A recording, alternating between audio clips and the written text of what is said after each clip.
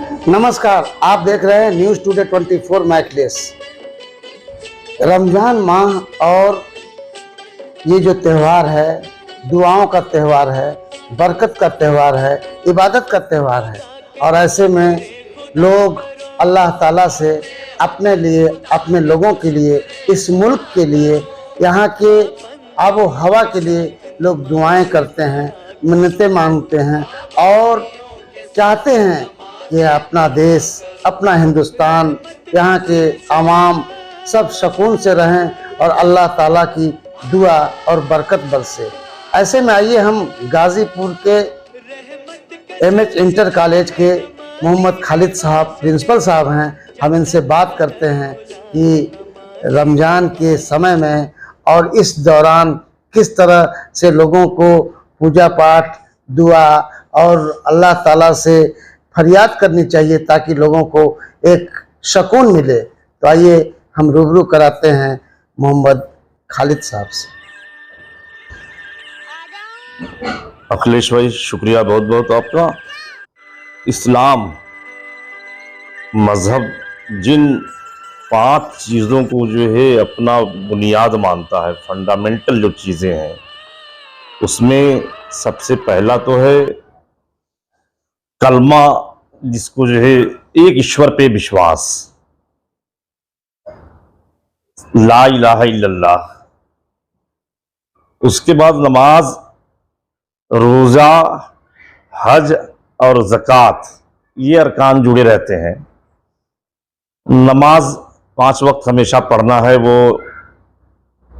उसका मकसद सिर्फ ये है कि हम ईश्वर के सामने बिल्कुल सरेंडर हैं, हमारी कोई हैसियत नहीं है। हे ईश्वर, मैं तो आपके सामने बार बार झुक रहा हूँ और तुम मेरे साथ भला कर, मेरे मामलात, मेरी जिंदगी में भी जो है, मेरे मरने के बाद में भी। दूसरा, नमाज के बाद तीसरी चीज जो है, जो रोजा है, रोजा को कहते हैं अरबी में सोम। सोम के का अर्थ होता है रुक जाना। दरअसल ह्यूमन साइकोलॉजी है, मनुष्य अपनी इच्छाओं का, अपनी इंद्रियों का, अपनी ख्वाहिशों का गुलाम होता है और लाख चाहते हुए भी जो है बहुत सारी ऐसी आदतें हमारे अंदर पनप जाती हैं जो कि जो है हमें ईश्वर के बताए गए सही मार्ग से भटकाती है। ये रोजा जो 1 महीना जो है, सिंबॉलिक रूप से हम पानी नहीं पीते या खाना नहीं खाते।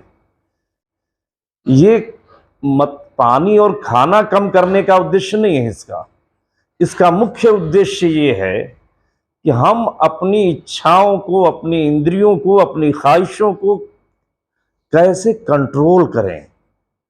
अगर ये कंट्रोलिंग हमारी जो है मजबूत रहेगी तो हम वही काम करेंगे जिसको ईश्वर ने चाहा है और वो काम नहीं करेंगे जिसको ईश्वर ने मना किया है। तो ये इच्छाओं के नियंत्रण का अभ्यास है।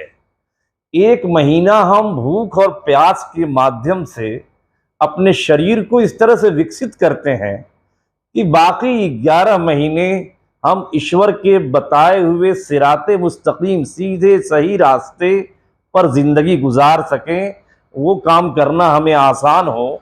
और ये अभ्यास हम भूख और प्यास के जरिए, इसके अलावा ईश्वर ने इस महीने में इस इबादत जो करते हैं उसके सामने हम नमाज पढ़ते हैं, दुआएं मांगते हैं, उसका जो है दर्जा बुलंद किया है। उसकी फजीलत जो है ये कि ये महीना बहुत ही पाक है, इसमें कुरान के नुज़ूल की बातें हैं, तमाम बड़े अहम वाक़यात जो है इस महीने में गुजरे हैं। इसलिए ये महीना और महीनों से ज़्यादा जो है मुसलमानों के लिए इम्पोर्टेंट है।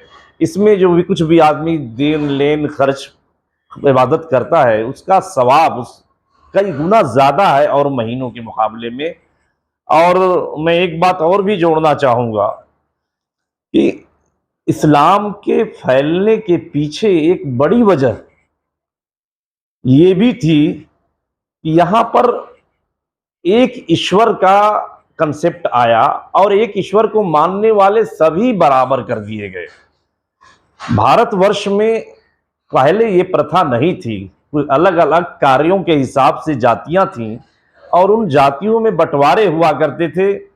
लेकिन इस्लाम ने जब ये कहा कि नहीं, अगर एक ईश्वर में विश्वास करते हैं तो हम सब बराबर हैं और हमारे ऊपर अंदर जो कोई जाति और का भेदभाव नहीं है, ये चीज़ें अभी ख़त्म तो नहीं हुई हैं, आज भी जो है यहाँ के मुसलमानों में भी पाई जाती हैं।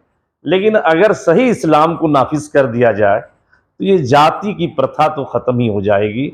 इस्लाम ये चाहता है, दूसरा इस्लाम ये भी चाहता है कि अमीरी और गरीबी के बीच की खाई पाटी जाए। तो इसी महीने में, इस रमज़ान के महीने में लोग ज़कात निकालते हैं। 2.5% आपको निकालना है गरीबों के लिए। हम तो इनकम टैक्स देते हैं, वो अलग है, भारत सरकार को देते हैं। उसके अलावा ईश्वर की जो सरकार है उसने भी हमें से टैक्स लिया है 2.5%, और वो 2.5% कहा है कि आप गरीबों को देंगे। वो 2.5% आपकी फंडामेंटल जरूरियात को पूरा होने के बाद जो बचता है, बुनियादी जरूरत, फंडामेंटल मूलभूत आवश्यकताएं, अगर ये पूरा होने के बाद जो बचता है तो आप उसको गरीबों में बांटें, जरूरतमंदों को बांटें। ज़कात और फितरा भी इस महीने में लोग निकालते हैं ताकि वो समाजवाद जिसको भारत के संविधान में जगह दी गई है, उस समाजवाद को आज से 1400-1500 साल पहले इस्लाम मजहब ने अपने उद्देश्यों के, अपने उपदेशों के माध्यम से जो है लागू करने का प्रयास किया था। और आज भी ये परंपरा ज़कात की चल रही है। लोग काफ़ी ईमानदारी के साथ जो ये पैसे निकालते हैं और गरीबों तक पैसे जाते भी हैं। और अमीर और गरीब जब एक साथ मिल के ईद के दिन जाता है, ईदगाह में बैठता है, एक साथ नमाज पढ़ता है और एक दूसरे से गले मिलता है, और हम जब बाहर निकलते हैं तो हमारे देश के दूसरे भाई मौजूद रहते हैं, इससे बढ़िया वो गला मिल के एक दूसरे को प्यार मोहब्बत बढ़ाना, ये इससे खूबसूरत तरीका क्या हो सकता है। और इस देश को इसकी बड़ी ज़रूरत है। हम प्यार मोहब्बत आपस में भी बढ़ाएं और दूसरे मज़हब के लोगों के साथ भी बढ़ाएं। तो मैं तो आपके चैनल के माध्यम से गुजारिश करूंगा कि होली के रंग हों या ईद की सेवैयाँ हों, ये सब सबके लिए होनी चाहिए। सब मिलजुल के होली और ईद मनाएंगे तो ज़रूर ये देश तरक्की करेगा। और इस देश को जो है आगे ले जाना, विश्व गुरु बनाने का जो सपना है, ये होली, दीपावली और ईद, इन सारे त्योहारों का मकसद भी यही है कि हम आपस में प्यार मोहब्बत बढ़ाएं। और ये प्यार जितना बढ़ेगा देश के हित में उतना अच्छा होगा। मेरी शुभकामना है कि ये ईद आपस में प्यार भाईचारा बढ़ाने का माध्यम बने। बहुत बहुत शुक्रिया। तो आपने देखा कि प्रिंसिपल साहब ने बड़े ही सहज तरीके से रमज़ान और ईद की पूरी जो एक अल्लाह ताला ने बनाई है, एक नियम जो बनाया है, उस पूरे नियम को इन्होंने बताया। और एक जैसे देखा जाए हिंदू धर्म में भी हिंदू भाई अपने मजहब और अपने त्योहारों को लेकर वो भी सजदा करते हैं और व्रत रहकर ईश्वर की आराधना करते हैं, ताकि इस देश की संस्कृति और इस आवाम को सुकून मिले। वैसे ही ये गंगा जमनी तहजीब का देश, हम ईद आने वाली है और प्रिंसिपल साहब ने जो एक संदेश दिया है ये जन जन तक जाएगा और लोगों को सुकून देगा। Akhilesh Yadav, news today 24। बने रहें ऐसी ताज़ा तरीन खबरों के लिए। नमस्कार। यदि आपने मेरा चैनल सब्सक्राइब, शेयर, लाइक नहीं किया है तो ज़रूर कर लें।